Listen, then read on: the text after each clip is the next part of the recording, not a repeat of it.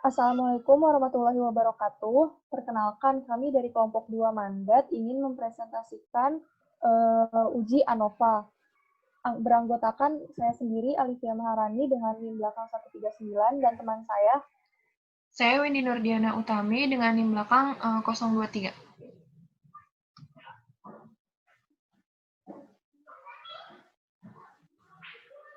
Subbab yang akan dibahas itu ada yang pertama pengertian ANOVA, yang kedua tujuan ANOVA, yang ketiga langkah-langkah melakukan uji ANOVA one way, yang keempat aplikasi uji ANOVA one way, yang kelima interpretasi ANOVA one way, yang keenam ada cara menyajikan hasil analisis uji ANOVA one way.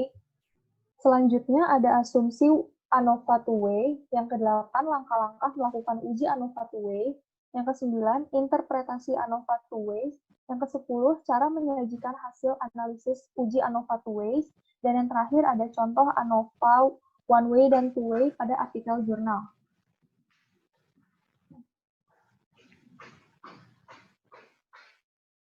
Kita masuk ke yang pertama, pengertian ANOVA.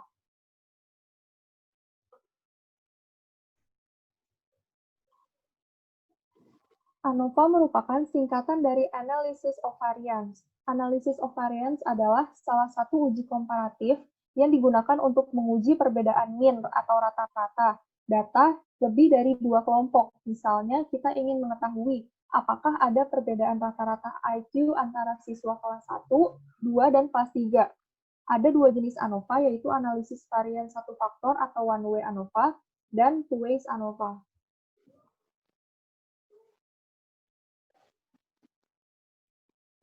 Kita masuk ke yang kedua, itu ada tujuan ANOVA.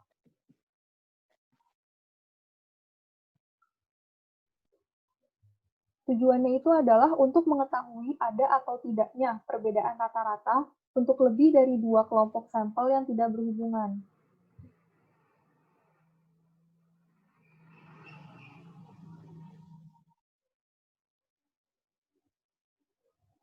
Selanjutnya di sini ada prinsip umumnya, yaitu melakukan analisis variabilitas data menjadi dua sumber variasi, yaitu within atau variasi di dalam kelompok dan juga between atau variasi antar kelompok. Bila variasi within dan between sama, maka nilai perbandingan kedua varian mendekati 1. Berarti tidak ada perbedaan efek dari intervensi yang dilakukan, dan juga nilai min yang dibandingkan tidak ada perbedaan. Bila variasi antar kelompok lebih dari dalam kelompok, maka nilai perbandingan kedua varian lebih dari 1. Intervensi tersebut memberikan efek yang berbeda, dan juga min yang dibandingkan ada perbedaan.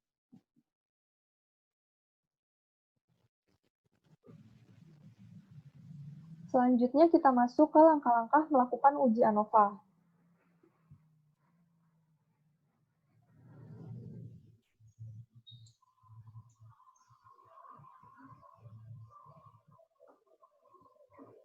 Uji ANOVA satu arah digunakan apabila yang akan dianalisis terdiri dari satu variabel terikat dan juga satu variabel bebas. Uji yang pertama itu kita harus melakukan uji normalitas terlebih dahulu. Yang pertama, kita buka lembar kerja SPSS, lalu buka data yang mau kita input sebelum melakukan uji ANOVA. Lakukan uji normalitas terlebih dahulu dengan cara klik Analyze, Non-Parametric Test, Legal C Dialogs, lalu kita pilih yang One Sample Kolmogorov-Smirnov Test.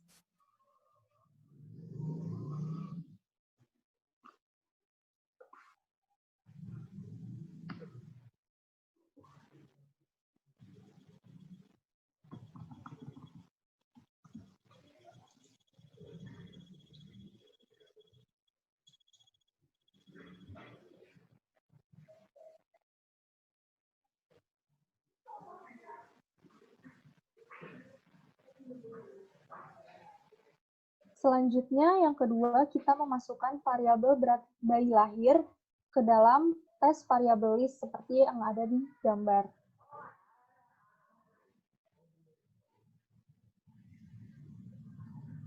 Lalu setelah itu kita klik option, terus pilih deskriptif, lalu di continue. Yang terakhir, kita akan keluar output seperti yang ada di gambar.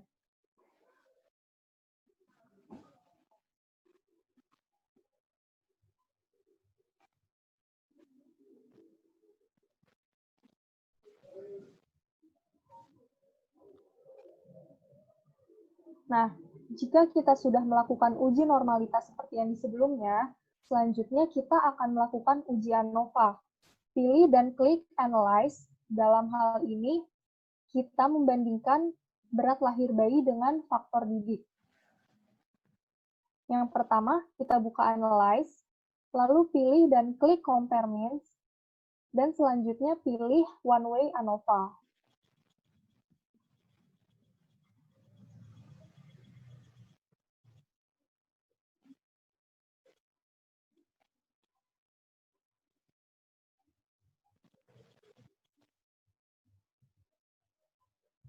Setelah itu, kita pilih variabel berat lahir bayi dan dimasukkan ke dalam masuk ke dalam dependent list. Setelah itu, kita pilih variabel didik dan dimasukkan ke dalam faktor.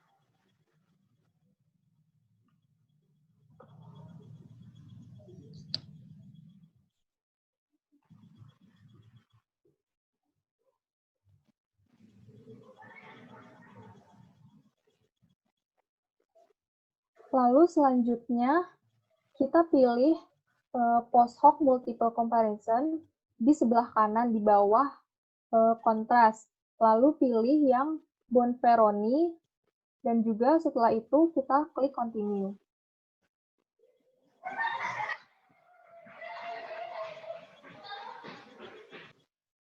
Langkah yang selanjutnya itu kita pilih option, lalu di checklist yang descriptive dan homogeneity of variance. Lalu setelah itu kita klik continue, lalu yang terakhir OK.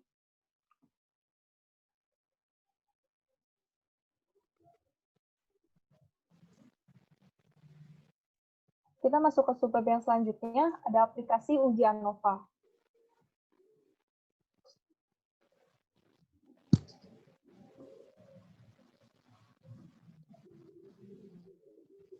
Sebelum melakukan uji ANOVA, hal pertama yang dilakukan adalah uji normalitas data dan membuat rumusan hipotesis terlebih dahulu sebagai berikut.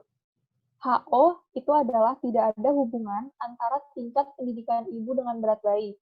HA yaitu ada hubungan antara tingkat pendidikan ibu dengan berat bayi.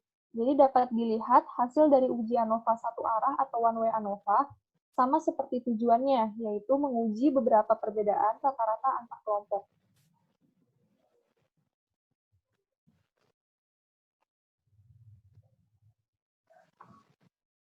Subbab yang selanjutnya ada interpretasi ANOVA.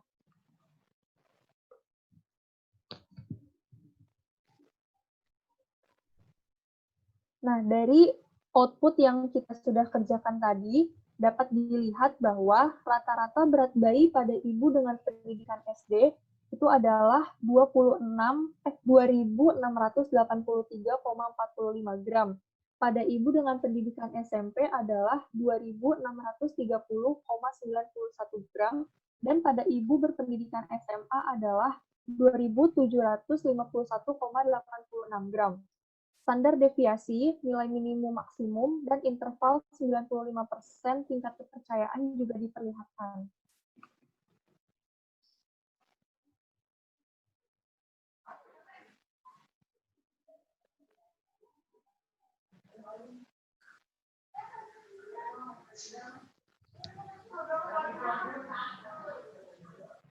Dilihat juga dari output yang test of homogeneity of variance, salah satu asumsi dari uji ANOVA adalah varians masing-masing kelompok harus sama. Untuk itu dilakukan uji homogenitas varians yang hasilnya memperlihatkan bahwa p-value atau yang kita bisa lihat di bagian kolom yang kanan lebih besar dari nilai alfa, yaitu 0,05. Berarti varians antar kelompok itu adalah sama. Jika varians tidak sama, uji ANOVA tidak valid untuk dipakai.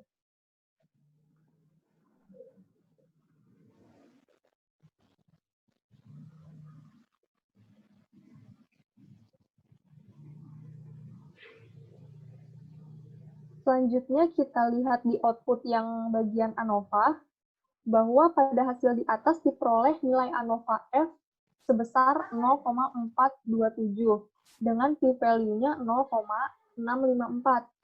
Hipotesis 0 pada uji ANOVA adalah tidak ada perbandingan rata-rata berat bayi antar kelompok ibu dengan pendidikan SD, SMP, dan SMA. Dengan menggunakan alfa 0,05, dari hasil di atas diperoleh bahwa hipotesis 0 gagal ditolak karena nilai p-value lebih besar dari alfa yang kita gunakan.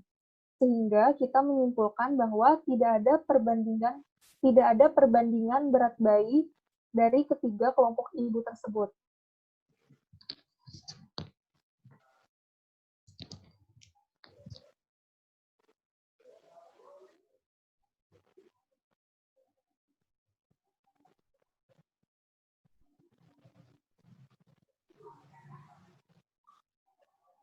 Nah, dari yang tadi disebutkan bahwa tes post hoc ini juga tidak menampilkan bahwa ada perbedaan min antara perbedaan rata-rata berat bayi antara kelompok ibu dengan tingkat pendidikan SD, SMP, dan juga SMA.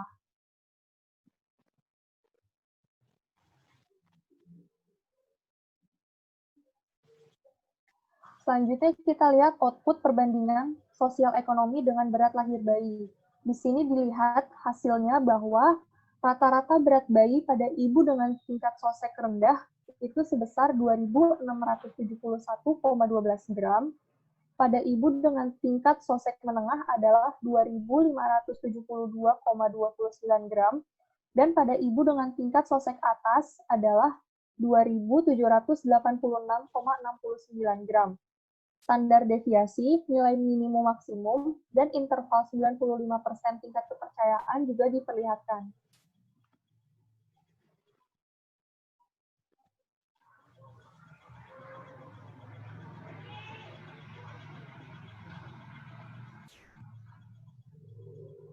Nah, dari test of homogeneity of variance ini, disebutkan bahwa salah satu asumsi dari uji ANOVA adalah varians masing-masing kelompok harus sama. Untuk itu dilakukan uji homogenitas varians yang hasilnya memperlihatkan bahwa p-value atau kita bisa lihat dari sig yang di bagian kanan itu lebih besar dari nilai alfa yaitu 0,05. Berarti varians antar kelompok itu adalah sama. Jika varians tidak sama, uji ANOVA tidak valid untuk dipakai.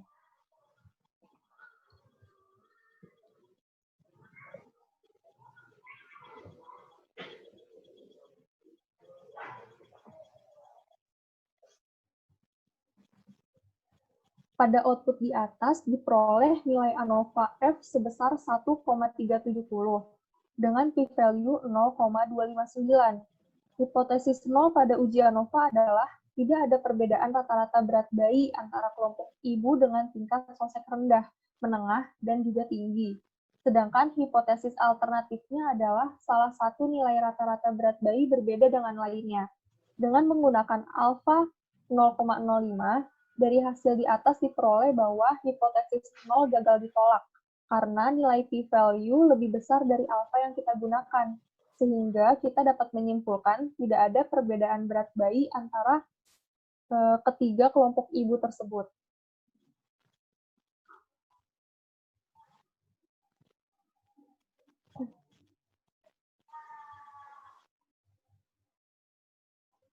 Nah, di sini juga dijelaskan bahwa jika kita melihat melalui tes post hoc, memang tidak ada perbandingan min antara perbedaan rata-rata berat bayi antara kelompok ibu dengan tingkat sosek rendah, menengah, dan juga tinggi.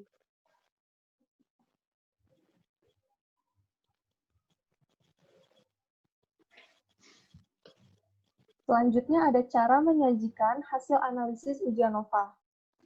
Yang pertama itu ada perbandingan didik dengan berat lahir bayi. Dari tabel di atas, terlihat bahwa rata-rata berat bayi meningkat sesuai dengan peningkatan status pendidikan ibu. Ibu dengan pendidikan SD rata-ratanya adalah 2.683,45 gram. Tapi terjadi penurunan rata-rata di jenjang SMP. Ibu dengan pendidikan SMP adalah 2.630,92 gram. dan ibu yang berpendidikan SMA itu meningkat lagi sebesar 2.751,86 gram. Hasil uji ANOVA tersebut melihatkan bahwa ada perbedaan hanya pada variasi within, namun tidak ada perbedaan antar variasi between pada rata-rata berat bayi menurut tingkat pendidikan ibu. Nah, nilai p-value-nya itu sebesar 0,654, yang dimana lebih besar daripada alfa yang kita pakai itu sebesar 0,05.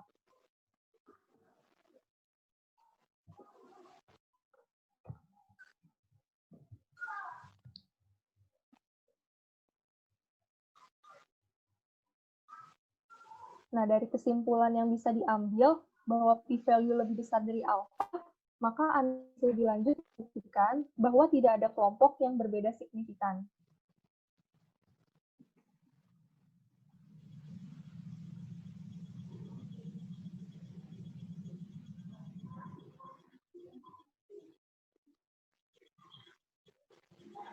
Selanjutnya ini ada perbandingan sospek dengan berat lahir bayi.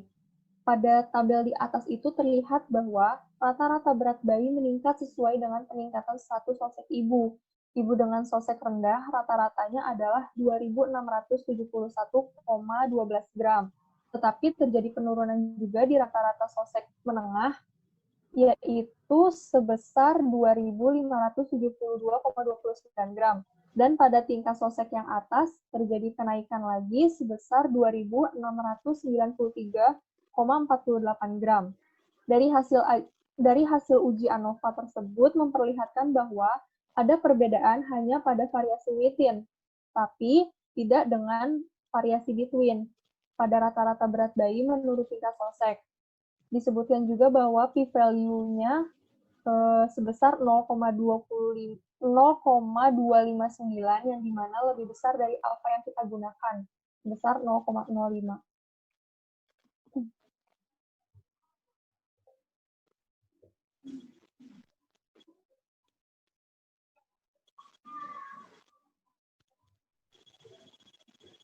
Selanjutnya itu kita bisa melihat dari p-value yang sudah keluar bahwa p-value-nya ini lebih besar dari alfa yang kita gunakan, yaitu 0,05. Jadi analisis lebih lanjut membuktikan bahwa tidak ada kelompok yang berbeda signifikan.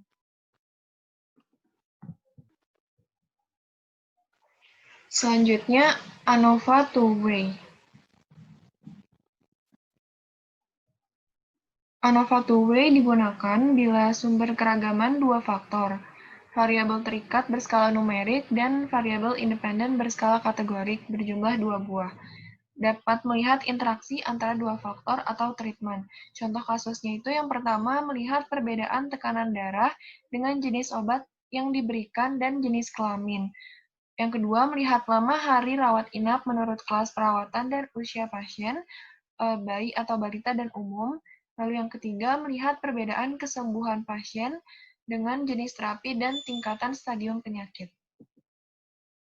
Jenis hipotesis yang digunakan itu yang pertama tidak ada efek faktor A, yang kedua tidak ada efek dari faktor B, yang ketiga tidak ada efek interaksi antara faktor A dan juga faktor B.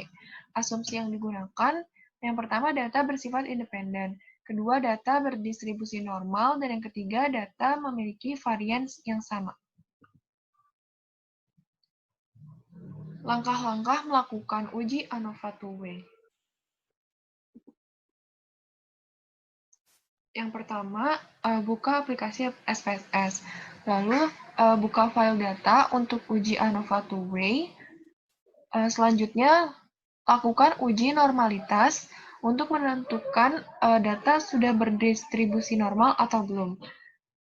Pilih menu Analyze, lalu klik Descriptive Statistic, lalu pilih Explore. Selanjutnya, masukkan variabel ujian ke dalam kotak dependent list. Sedangkan untuk kotak faktor list dan label case dikosongkan. Lalu klik plots, lalu pilih factors level together, histogram, dan juga normality plot with test. Lalu klik continue. lalu klik OK. Hasil output uji dari uji normalitas.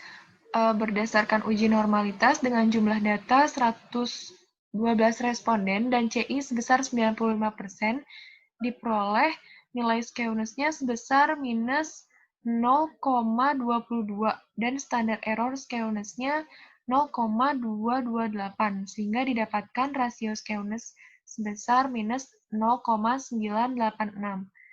Lalu nilai kurtosis sebesar 0,682, dan juga standar error kurtosis itu 0,453, sehingga didapatkan rasio kurtosisnya sebesar minus 1,505. Data dikatakan normal ketika rasio skewness dan rasio kurtosis yang berada di dalam rentang minus 2 hingga plus 2, sehingga dapat disimpulkan data tersebut terdistribusi normal. Lalu jika dilihat dari test of normality-nya, karena data melebihi 50 jumlahnya, kita dapat melihat dari Kolmogorov-Smirnov. Di sini hasil p-value-nya itu 0,200, yang artinya lebih besar dari 0,05, sehingga berdasarkan uji normalitas Kolmogorov-Smirnov, data terdistribusi normal. Lalu langkah-langkah untuk uji ANOVA two-way, yang pertama, klik Analyze, lalu klik General Linear Model, lalu pilih Univariate. Setelah itu, masukkan ujian ke kotak Dependent List, lalu masukkan gender dan pendidikan ke kotak Fixed Vector. Selanjutnya, klik Plot, maka akan muncul jendela seperti di samping. Masukkan gender ke dalam kotak horizontal axis, dan juga pendidikan ke dalam separate lines. Lalu klik Add, dan akan tampil seperti pada di gambar. Setelah itu, klik Continue. Lalu klik Option, maka akan muncul kotak Univariate Option seperti gambar. Masukkan variabel gender, pendidikan, dan gender pendidikan ke dalam display means for. Lalu pada kotak display, centang deskriptif statistik dan juga homogeneity test. Lalu pastikan significance levelnya 0,05. Lalu klik OK. Selanjutnya, interpretasi ANOVA two-way. Akan muncul output between subjects vector. Nah, di sini kita dapat mengetahui tingkat pendidikan ada 3 dan ketiganya terdiri dari SLTP, SLTA, dan juga PT. Sedangkan banyak siswa setiap tingkatan pendidikan itu berbeda, yaitu 28 untuk SLTP, dan 52 untuk SLTA, dan 32 untuk PT atau perguruan tinggi, lalu pria dan juga wanita.